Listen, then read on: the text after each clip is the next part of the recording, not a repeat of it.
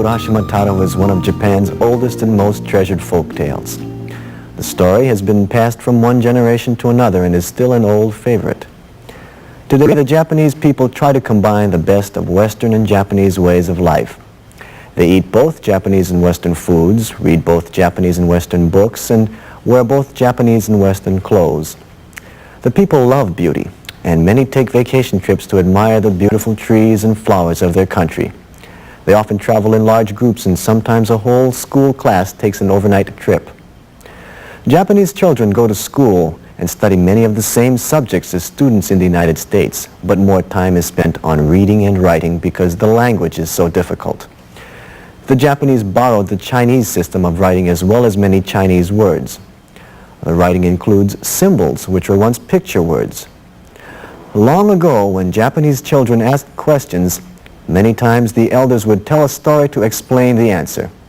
The children often asked about the life of a prince or a princess. When they asked why they too could not live like royalty, their parents answered by telling them the story of Urashima Taro.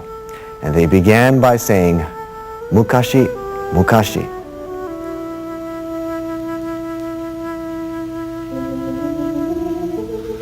Long, long ago, there lived a young fisherman named Urashima Taro. He lived with his old parents in a small village on the coast of Japan. Taro's father had been a fisherman before him and had taught him the skill and knowledge of fishing. But now, since his father was too old and too tired, Taro became the fisherman of the family. Everyone in the village knew Taro was a great fisherman, but he was also known for his kind heart. He would chat with the young, the old, and the lonely, bringing a little joy into their lives. One cool evening, Taro came home after a long, discouraging day. He had only caught 3 small fish. The fishing has been poor, he thought.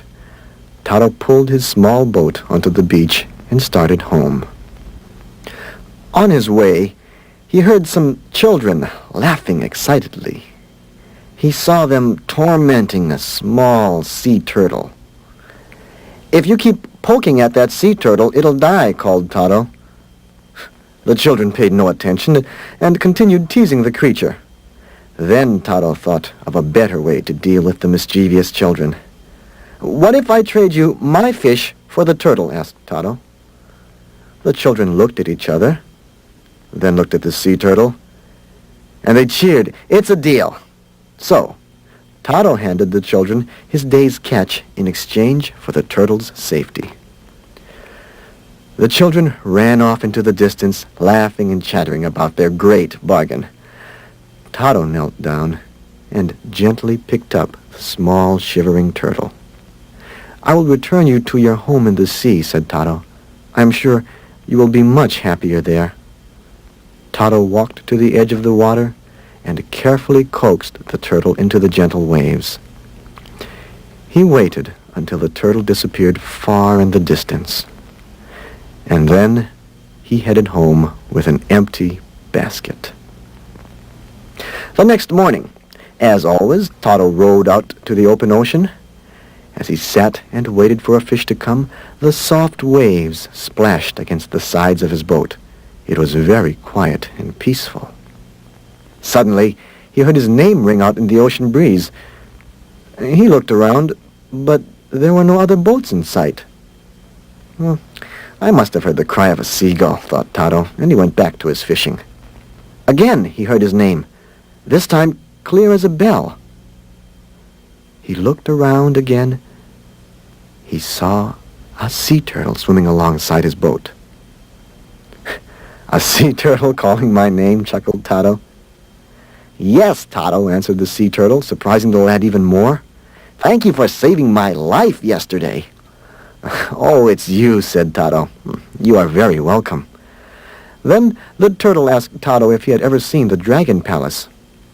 Taro shook his head and said, "Oh, I have heard many enchanting stories of this magnificent palace at the bottom of the sea, but I, myself, have never had the pleasure of visiting this wonderful place." "Then I would like to take you there," said the turtle. Taro returned to his fishing and said, I'd love to go, but I haven't finished my work. Besides, I don't have the strength to swim that distance." "Oh, you may ride upon my back," said the turtle. And at that moment, the turtle grew to more than twice its size. "Now won't you come with me?" asked the turtle. Taro could not resist the invitation, so he climbed onto the giant sea turtle's back, and he held onto the animal's shell. Then they dove into the deep blue sea. Strangely enough, Taro didn't grow tired as he traveled through the depths of the ocean. They swam through fields of golden seaweed until they reached a clearing. In the distance, a magnificent gate appeared. When the two travelers arrived, they could see a courtyard of colorful fish. The fish gave Taro a warm welcome and led them to a large hallway that was lined with golden columns so tall they seemed to touch the sky. The floors were tiled with rainbow shells more brilliant than the scales of a fish, and the walls were covered with coral, pearls, and precious stones. Never before had this fisherman seen such beauty and elegance. A lovely princess appeared. "Welcome to my father's palace, Urashima Taro.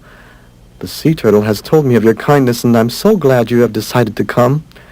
Her voice echoed through the chambers like a melody. She led him to a large table covered with elegant trays of delicious foods. Such a marvelous feast for a mere fisherman, thought Taro. Court musicians filled the room with beautiful music. Taro spent many enchanted hours at the Dragon Palace. Each day brought new pleasures to behold, and every wish Taro ever had came true. He was so happy there, he forgot everything. 3 days slipped by before he even gave a thought to the home he left behind, his parents, or his life as a fisherman. One day, the princess led Taro to a large viewing room. On each wall was a window, and each looked out on the beautiful garden that surrounded the palace. "This is a timeless garden where the 4 seasons can be seen at once," said the princess. Taro looked through the east window and saw spring. Cherry trees were in full bloom, and a fresh aroma filled the air. Through the south window, Taro saw the warmth of summer. A carpet of grass with lush green trees bearing fruit that was so ripe he could almost taste its sweetness. Looking through the west window, Taro could see the trees of autumn. The warm-colored leaves tossed and floated against the sunset sky. Then a cold wind blew into the room, and Taro turned toward the north window. His heart fell, for the cold winter scene reminded him of his own village. A chill ran down his back, for now he realized how much he missed his life as a fisherman. He slowly turned to the princess and explained that his parents must be worried, and it was time to go home. The princess began to weep and begged Taro to stay, but Taro shook his head in sorrow, for he knew he had already stayed much too long. The princess handed him a shiny black lacquered box tied with a red silk cord. "Taro, you must take this box as a token, but please never open it, for it contains something very precious." Taro promised never to open the box and waved farewell as he left the palace. The turtle carried Taro back through the sea to the shore of his village. Taro walked slowly along the same shore he had walked many times before, but something seemed different. The hills and shore were the same, but there were many new houses he had never seen before. He walked towards his home, but in its place he found a strange new house. He ran to an old man who was sitting nearby and asked him, "Oji-san, what happened to the house of Urashima?" "Ah, you must be a stranger," said the old man. "My grandfather told me the legend of the young Urashima boy who was swallowed by the sea. But that was hundreds of years ago." "That cannot be possible. I am Urashima Taro. The old man looked at Taro in bewilderment. He shook his head, for he was too old and too tired to argue about such nonsense. Confused and frightened, Taro ran to the shore, for that was the only thing that did not change. He was comforted by the lonesome pounding of the surf. Perhaps the sea turtle will return, Taro thought. He waited and waited, but the turtle did not appear. There's no hope. Then he remembered the black box. Perhaps this will take me back to the palace. Although he had promised not to open it, he slowly untied the red silk cord and carefully lifted the lid.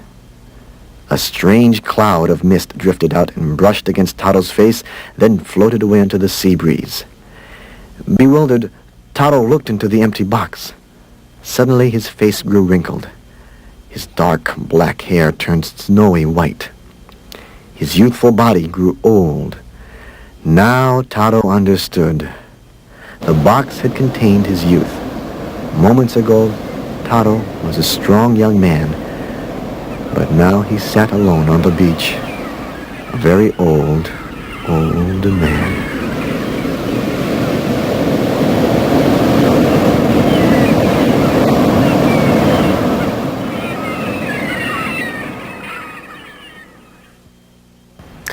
The tale of Urashima Taro is a story with many different meanings. Some say the moral of the story is never break promises. Others say the moral is that fortune and money do not always bring happiness, and that true happiness comes from the family, the home, and the heart. Still other people say there is no moral at all to this story. It's just a story which will make you feel happy and make you feel sad. Urashima Taro is one of many folk tales from Japan. You can find others in your school and public libraries, like Momotaro, the Peach Boy, and Kaguya Hime, the Luminous Princess, and Shitakiri Suzume, the Tongue-Cut Sparrow.